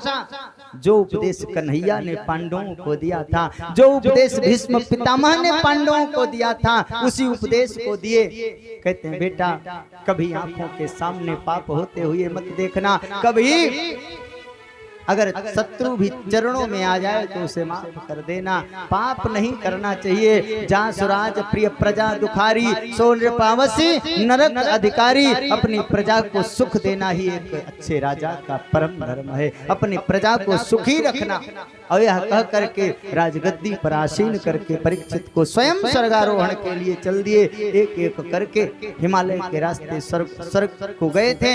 एक एक करके धीरे धीरे सबका पतन होता चला गया। पहले द्रौपदी का, फिर एक एक करके सभी पांडवों का पतन होता चला गया। यद्यपि कुछ क्षण के लिए धर्मराज को भी नरक देखना पड़ा, ऐसा संत लोग कहते हैं, वर्णन आता है। और उसके बाद में सशरीर स्वयं धर्मराज अपने धाम को गए। बोले कृष्ण कन्हैया लाल की, बोलिए भागवत भगवान की जय हो। अब इधर परीक्षित राजा हैं, उनके राज्य में सब कुछ ठीक ठाक चल रहा है, कोई कमी नहीं है। सब कुछ समय व्यतीत हुआ। परीक्षित वेश बदल करके अपनी प्रजा में भ्रमण करते हैं, अपने राज्य में भ्रमण करते रहते हैं, पता लगाते रहते हैं कि कहीं हमारे द्वारा किसी को कोई कष्ट तो नहीं है। सारे राज्य में घूमा करते हैं, किसी को हमारे वजह से, किसी को हमारे कारण से तकलीफ तो नहीं है। आज बहुत दिन के बाद में उनके मन में वन में शिकार खेलने का मन हुआ। वन के तरफ चल दिए। आज जंगल की ओर जा रहे हैं, शिकार खेलने के, मृगया करने के उद्देश्य से बढ़ते चले गए, चलते चले गए। साथियों का भी साथ छूट गया, साथियों का साथ छूट गया। और जब साथियों का साथ छूटा, वन में पहुंचे, प्यास लग रही है, प्यासे हैं परीक्षित जी। परीक्षित जी प्यासे हैं। इतने में उन्हें एक दृश्य दिखाई पड़ा। कौन सा दृश्य? देखा कि एक गाय और एक बैल आपस में बात कर रहे हैं। गाय कौन है? बोले गाय माता पृथ्वी है। बैल कौन है? बोले साक्षात धर्म का प्रतीक है। और ये दोनों बात कर रहे हैं और एक काला कलूट आदमी हाथ में नंगी तलवार लिए खड़ा हुआ है। बैल रो रहा है, गाय भी रो रही है। बैल गौ माता से कह रहा है कि सतयुग में मेरे चारों पैर विद्यमान थे, मेरे चारों पैर विद्यमान थे। मैं धर्म हूं। पहला पैर मेरा सत्य, दूसरा दान, तीसरा दया और चौथा पवित्रता। ये चारों पैर मेरे थे, चारों पैर विद्यमान थे। धीरे धीरे एक एक करके मेरे 3 पैर कट चुके हैं। एक पैर पर मैं खड़ा हूँ और ये काला कलूटा व्यक्ति मेरा यह भी पैर काट देना चाहता है। माँ मैं क्या करूं? इन दोनों की बात को सुनकर परीक्षित जी रुके और अपनी तलवार खींच ली। उस काले कलूटे व्यक्ति को ललकारने लगे, तुम कौन हो? तुम कौन होते हो मेरे सामने इस धर्म को समाप्त करने वाले? अरे ये मेरा राज्य है, क्या तुम्हें पता नहीं? ये परीक्षित का राज्य है, तुम मेरे राज्य में धर्म को समाप्त करने के लिए आ गए। निकाल ली तलवार और जैसे ही परीक्षित ने तलवार निकाली, दौड़ करके वो काला कलूटा व्यक्ति चरणों में लेट गया। त्राहि माम महाराज, मैं कलयुग हूँ, आपके राज्य में ही प्रवेश करने का मुझे नारायण द्वारा आदेश हुआ है। मुझे आपके ही राज्य में, आपके ही समय में, आपके ही समय में मुझे प्रवेश पाना है भारतवर्ष में। मुझे इस धरा धाम में आपके ही समय में आना है, इसलिए मैं आया हुआ हूँ। देखा चरणों पर लेटा है कली। आज परीक्षित को वह बात याद आ गई कि मेरे पितामह कहा करके गए थे कि शत्रु भी पैर में गिर जाए तो क्षमा कर देना चाहिए। आज क्षमा कर देते हैं। और क्षमा करने का एक कारण और भी है। क्यों? क्योंकि भगवान की मर्जी के अलावा कुछ हो नहीं सकता। आज परमात्मा की मर्जी है कि कली का प्रवेश परीक्षित के समय में हो जाए, तो परीक्षित कुछ कर नहीं पा रहे हैं। आज क्षमा कर दिया। बोले ये बताओ तुम रहोगे कहाँ? मैं अपने राज्य में तुम्हें रहने नहीं दूंगा। क्षमा तो तुम्हें मैं कर रहा हूँ, लेकिन तुम अभी चले जाओ। कलयुग हाथ जोड़ करके खड़ा हुआ। बोले कोई भी जगह दे दो, कोई भी जगह दे दो, मैं वहीं रह जाऊंगा। कैसी भी जगह हो, जो तुम्हारे नजर में निकृष्ट से निकृष्ट जगह हो, मुझे दे दो, मैं वहीं अपना जीवन यापन कर लूंगा। आप विचार कीजिए, हमारे पूर्वजों ने जिनको कणौर रखे जगह दे दिया था, वो आज ऊपर 3 मंजिला बना लिए हैं और उसके बाद में हमसे ही अंग्रेजी बोलते हैं। बोलते नहीं बोलते। आज कलयुग को महाराज परीक्षित ने कहा, महाराज परीक्षित ने कहा कि दूतों पानो स्त्रियः सूना यत्रा धर्मश्चतुर्वेदः। जहां पर जुआ खेला जाता हो वहां जाकर के रहो, जहां पर शराब पीते हो लोग, सुरापान हो रहा हो वहां पर जाकर के तुम रहो, जहां पर परस्त्री का गमन होता हो वहां पर जाकर के तुम निवास करो, जहां पर किसी भी जीव मात्र की हिंसा होती हो, जहां पर किसी भी जीव मात्र को कष्ट दिया जाता हो वहां जाकर के तुम रहो।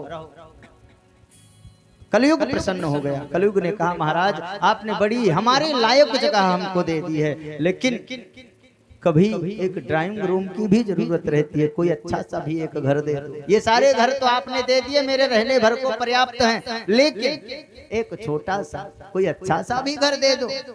न जाने परीक्षित के दिमाग में क्या चल रहा था, न जाने परीक्षित के दिमाग में क्या बात आ गई। उन्होंने कहा जाओ तुम्हारा वास सोने में भी हो, तुम्हारा वास सोने में भी हो। यद्यपि भगवान ने कहा धातुओं में सोना मैं हूं, लेकिन कौन सा सोना? और जो भगवान के पास है वो सोना, और जो डाका डाल के लाए हो वो सोना नहीं। आज भगवान